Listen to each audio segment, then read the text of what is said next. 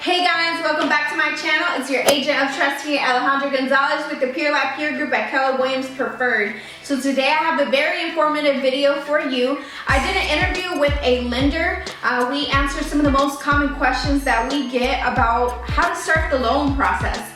So if this video is a benefit to you, please give it a like, share it, and also subscribe to my channel. This video will be 2 parts. So if you subscribe and hit the notification bell, it will let you know when I upload the next video or the next part. So stay tuned. I'm here with Ethan. He's a mortgage lender with Fairway, and I really appreciate you taking the time just speaking to us about how to prepare for a loan and what the steps are. So tell us a little bit about you, about how long you've been with Fairway, and what's great about Fairway. Sure. So again, my name's Ethan Ritchie. I'm a loan officer with Fairway Mortgage. I'm in my 2nd year now with Fairway, and I'm based out of Garner. North Fairway's awesome. It's a national company. It's just so big. It has great production, but also it is really localized. So, I know my underwriters and my processors by first name. So when some of our core values include speed of response, so we're always working on being fast, making sure that the process doesn't feel too long for you, and just doing our best to give you the best customer service. So I love working with Fairway.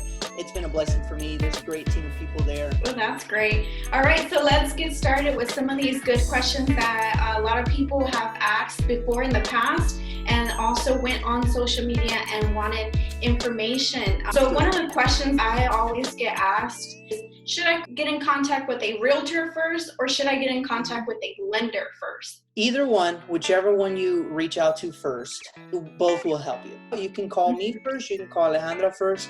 We'll get you through the process correctly. But yeah, eventually first step is you're gonna wanna get pre-approved. Realtors usually do get you in touch with a lender if you don't have one. And I've had clients in the past that say, I already have a pre-approval, I already have a lender, so help me find a house. And then we can do that. But if you don't, we always work with professionals like you that we can help you get, pre-approved. All right, so the next question would be, what documents do I need to start the process? Good question. The rule of thumb is just the basic income documents, which are your last 2 years of tax returns. So if it's 2020, we're going to want to see 2018 and 2019. So last 2 years of W-2s, if you have them, or 1099s, depending on which sort of document you receive, as well as the last 30 days of pay stubs, if you receive them. So if you're paid weekly, that would be the last 4. And then finally, the last 2 months of your bank account statements. Okay. And the next question would be, are the requirements different from someone that is in a W-2 job or someone that's self-employed? A self-employed wouldn't necessarily get the pay stubs or those W-2 forms. Right. So we'll start with the W-2 employee. If you are W-2, you likely receive pay stubs, and that's what we use to calculate your effective income. We'll look at if you're paid hourly, if you're paid salary, and we'll calculate based off that information. When you're self-employed, you don't have pay stubs, right? So what we look at is on the last 2 years of your tax returns, there are Schedule C's that were filed. That's how you file self-employed income. So we'll go ahead and look at the Schedule C's from the last 2 years of your tax returns, and we'll average those amounts by 24 months, being 2 years. So we'll take an average effective income if you're self-employed. So yes, there are differences when it comes to income calculation. Okay, but would you say it's difficult to if you are self-employed? No, not necessarily. As so long as you have the history, right, at least the 2 years that we can average and you show that you have income, you should be in good shape. And once we calculate that income, it's exactly the same. I mean, the whole process is the same regardless of what type of income you make. It's just about, in the beginning, we need to find out how we are going to calculate your income. And what if I am working as a 1099 or self-employed right now, but I'm moving into a W-2 job, or vice versa? If I'm going from a W-2 to a self-employed, are there any restrictions? Like, do I have to wait, or can I just go ahead and apply? Great question. So the short answer is, yeah, if you switch 1099 to W-2, you're good.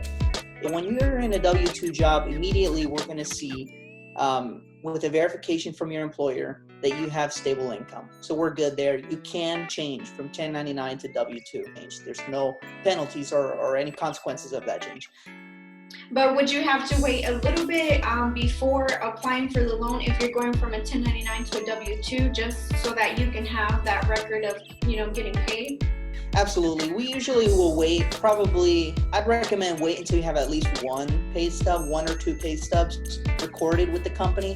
Okay. And then we'll just get a verification of employment from the employer stating that you're employed there. So now the flip side might cause some complications, because if you go from W-2 where you have the stable income and you become a 1099 employee or self-employed, whatever it may be, you no longer have that stability where you did with the W-2 job. Right now you have gone into a different mode of work where you have to show stability through your tax returns. So it is going to take at least 2 years from the point of switch before we can calculate your effective stable income with the 1099 job. And what other things do you guys look at that might help or impact you getting a loan? The general pillars of qualifying that I would say would be income first, credit as well. Credit, income, and assets. Those are the most important things. Diving into them a little bit, credit, obviously we'll check your credit report, and we go pretty in-depth in it. We'll look at various things, see if there's any judgments, bankruptcies, any history of collections, whatever it may be. But more so, we'll look at the score as well. The score is going to dictate a lot of things. What sort of loan programs you qualify for, what sort of interest rates we can obtain, etc. So we'll check out credit in depth. We'll look at your income in depth through some of those documents we just mentioned. And then the assets part we'll verify with your bank account statements, or they could be retirement savings accounts, whatever they may be. We need to see that you have the ability to close on the loans, pay for the closing costs and the down payment. So yeah, those are the main things that we'll look at: income, credit, and assets. Would I be able to shop around mortgage loan? Or do I have to only stick to, whoever I bank with? I'd recommend to shop around, honestly. Any big purchase that you're making, you're going to want to speak to a lot of different professionals. And certainly, I'd recommend that you shop, because even when people are checking your credit, right? Let's say lending institutions are checking your credit. They give you a little bit of leeway. You can check your credit like 3 times within a 3-week window with different lenders. Searching for a mortgage, and it's not going to ding your credit as bad as you might think, because people understand that it's important to shop. So talk to your local bank, talk to another bank, talk to a lending institution like Fairway. We're not a bank, we solely do home mortgages. We stick to home mortgages, and I think that's a big advantage we have. That's why I recommend talk to us, talk to banks, see who can give you the best deal.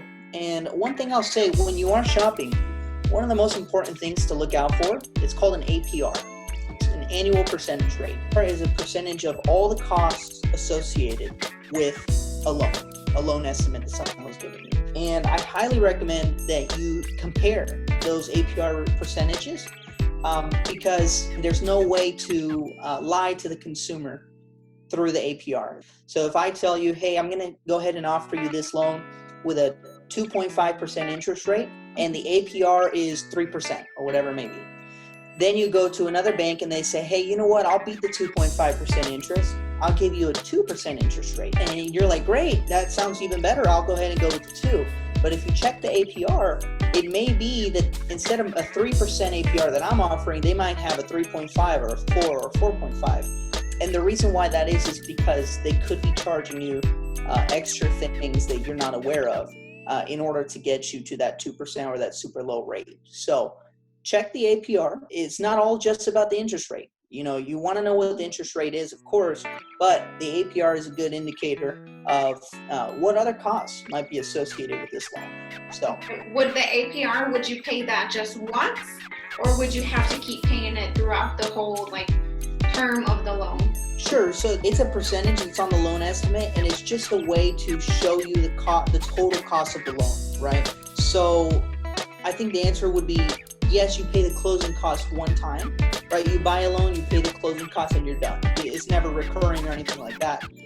But the question is, how much are those closing costs going to be, right? Because with me, it might be $5,000 in closing costs with an APR of 3%. but with someone else, it might be $10,000 in closing costs with an APR of 4%, whatever it may be. So the APR is connected to how much costs are going to be involved with the loan. Okay. And you mentioned this also before, that they do run your credit when they're trying to qualify you for a loan, but is there a cost? No, not with us. We don't charge the client anything to check their credit. We usually check it one time in the beginning.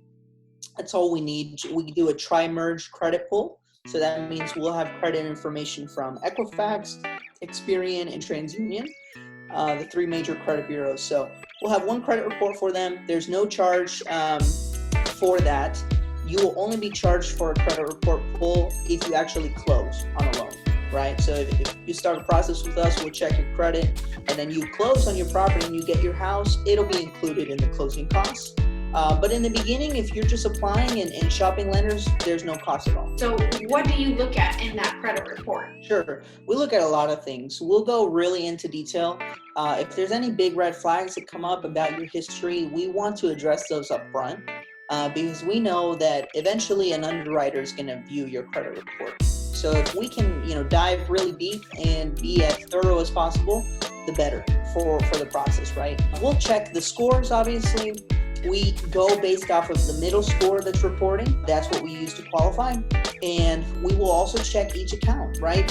What is your credit utilization ratio, right, on different accounts? If you have a $500 limit credit card and you're using $499 every month, that's probably not helping your credit, right? And so we'll advise on little things like that. And if there's collections, we'll go ahead and check those and make sure they're not going to impact us for qualification.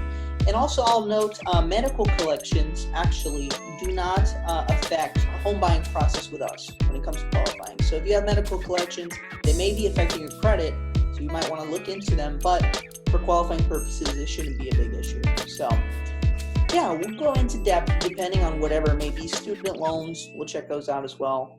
We really go into detail. So does your credit affect how much money you will get? Not necessarily. The credit is more so important for which loan type you'll qualify for, as well as what sort of interest rate we can get you. The price of how much you qualify for is more so reliant on your debt to income ratio. Because let's say you're looking at a $150,000 house versus a $200,000 house, the debt to income ratio might be very different there, and you might not qualify at 200, but you will at 150, or just an example, right? So when it comes to price, debt to income ratio is important. When it comes to interest, the credit score is really important. Can you talk a little bit about debt to income ratio and how you guys look at that to determine, what the loan amount would be? Right, absolutely. That's a huge part of qualifying somebody. A debt to income ratio essentially means how much are your monthly debts compared to your monthly income. It's as simple as that. Obviously, we go a little more detailed. What we'll do is we'll take a hypothetical mortgage payment, let's say $1,000 a month, right? Plus any debts you might have on a credit report. So $200 car payment, $30 credit card, whatever it may be. We add up all those other debts, combine it with the mortgage, and we compare all those debts to your monthly income. And if your income is enough to sustain all of that debt, then you'll likely qualify. Now, there's certain numbers that we want to reach for depending on loan type. For example, a USDA loan, which is 100% financing, you want to make sure your debt to income ratio is no more than 41%. So your monthly debts are not more than 41% of your monthly income, right? If that's the case, you might be able to qualify for USDA. So there's certain ways we calculate it, but that's the gist of it, the basics. Okay, and what minimum credit score must you have to qualify for any? Sure. So the absolute minimum we can do under normal guidelines is a 580 credit score minimum with an FHA loan. That's just one type of loan. Other loans like conventional, you probably want to have at least a 630. A USDA loan, you might want to have a minimum of 620. And then a VA loan does not have a hard minimum for our veterans, but just have it as high as you can. But right now during COVID, the guidelines are a bit impacted. So all those numbers that I just said are currently suspended per se. Right now, the minimum for all loans, all government loans, is 640. So you want to shoot for at least a 640 right now. Yeah, that should be a temporary restriction. And so when we go back to normal, or how we were before, it probably drop below 640. What about people that want to repair their credit? What's the best way for them to start repairing their credit? Yeah. Step one is you have to have a credit report. You have to know what's the problem, right? We can certainly do that for you. When someone comes to me and they're below qualifying credit, we don't just say, you don't qualify, and stop talking to them. We follow up with them. I'll usually refer them to a credit repair specialist who can certainly help. They usually have service fees, which I recommend that they speak to the credit repair specialist about if they're actually interested. But I'll do my best to guide them how I can, but of course I'm not an expert on credit. I would say that if your credit is really low, don't worry too much, because credit is fixable. We can definitely fix your credit. It'll just take a little bit of time. Now, whether that means you speak with me and try to work on your credit by yourself or speak with a professional is up to you, but it's certainly doable to repair it. Okay, and what about someone that doesn't have credit at all? What would you recommend for them to start or to begin their credit? Yeah, so I highly recommend a secured credit card. That's just a basic credit card you can get from a bank. Let's say you bank with Wells Fargo. You can go right in there and say, hey, I want to have a secured credit card with a $300 credit line, just an example.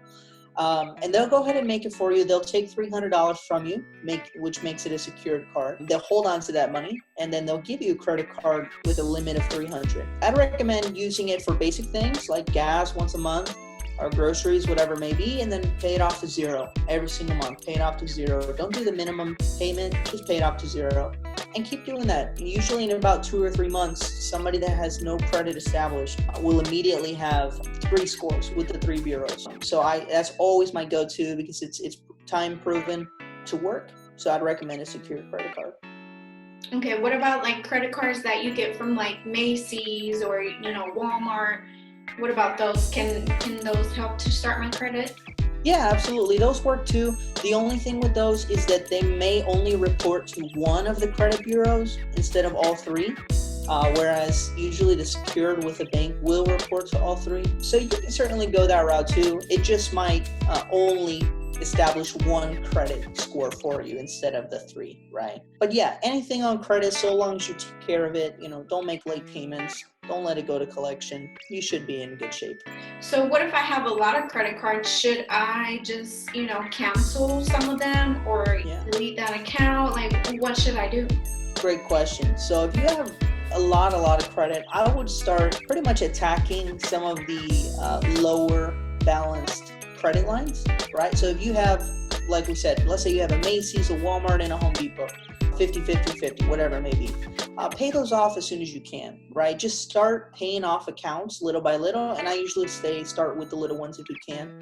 But the key here is you don't have to close them, right? You can pay off a card all the way to zero and keep the account open and just not use it and keep the balance at zero. And that might actually be helpful for your credit too, because it shows the credit bureaus, hey, this client has X amount of possible credit that they can use, and they're not using it, right? They're just leaving it at zero every month, and everything's paid on time, no late payments, whatever it may be.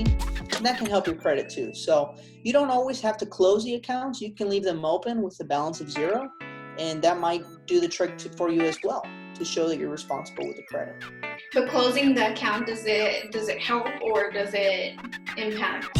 I don't think it will impact as much. You can certainly close it, but in keeping it open, you're continuing the credit line and using it wisely, right? Keeping it at zero. So you can close it. I don't think it will hurt you. If you have way too many, then yeah, you might want to close a few. But leaving them open can help too. And how long does it typically take in order to start your credit?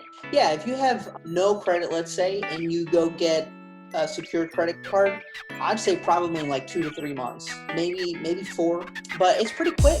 I mean, it only takes time for you to get the credit line, to start using it, and for it to report to the bureaus.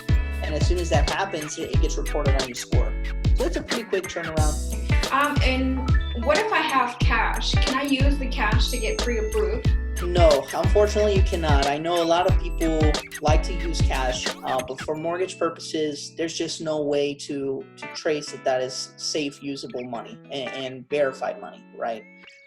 So I would certainly say and recommend to everyone to build up the money that you're saving in the bank account. I would avoid cash because we just can't use it. What if someone like a relative or someone close to me wants to give me a little bit of money to help me with closing costs or down payment? Can I use that? Yeah, absolutely. We call that just a gift. And with a gift, you can certainly be gifted money from a family member at closing. Just want to try and stick to having sourceable money, right? So if a family member's giving you $2,000, hopefully it's $2,000 that's already in their bank account or something like that. But yeah, that's certainly an option, and we will speak more with the client about that if necessary. And is there a restriction on the amount? Alright, so if you want the answer to this question and many other questions, watch part 2 that will be coming very soon. And always remember to give a like, comment, or subscribe, especially if you found this video helpful. You can always give me a call at 919-720-8491. Your agent of trust, Alejandra Gonzalez. Thank you for watching.